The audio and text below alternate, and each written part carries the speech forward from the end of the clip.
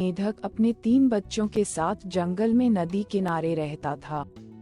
उन चारों की दुनिया जंगल और नदी तक ही सीमित थी। बाहरी दुनिया से उनका कोई वास्ता नहीं था। खाते पीते बड़े आराम और मजे से उनका जीवन कट रहा था। मेढक हृष्ट पुष्ट था। उसके बच्चों के लिए वह दुनिया का सबसे विशालकाय जीव था। वह रोज उन्हें अपनी बहादुरी के किस्से सुनाता और उनकी प्रशंसा पाकर फूला नहीं समाता था।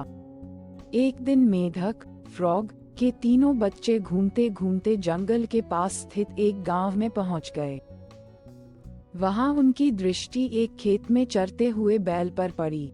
इतना विशालकाय जीव उन्होंने पहले कभी नहीं देखा था।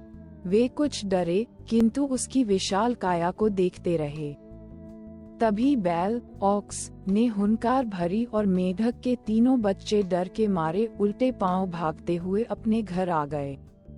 बच्चों को डरा हुआ देखकर जब मेढक ने कारण पूछा, तो उन्होंने विस्तार पूर्वक बैल के बारे में बता दिया। इतना बड़ा जीव हमने आज से पहले कभी नहीं देखा। हमें लगता है दुनिया का सबसे विशालकाय जीव आप नहीं, वह है। अपने बच्चों की बात सुनकर मेढक को बुरा लगा। उसने पूछा, वह जीव दिखने में कैसा था? उसके 4 बड़े बड़े पैर थे, एक लंबी सी पूंछ थी, 2 नुकीले सींग थे। शरीर तो इतना बड़ा कि आपका शरीर उसके सामने कुछ भी नहीं। बच्चे बोले। ये सुनकर मेढक के अहंकार को जबरदस्त ठेस पहुंची।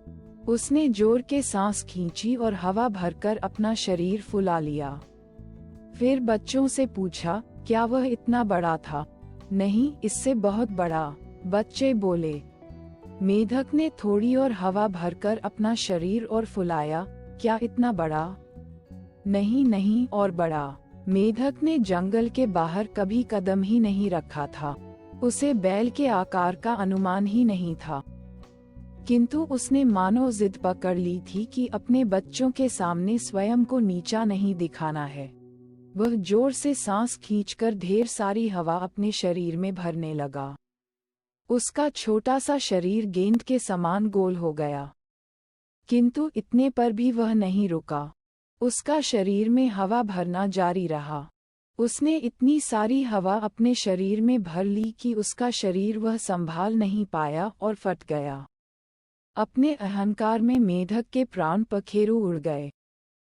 सीख, अहंकार पतन का कारण है।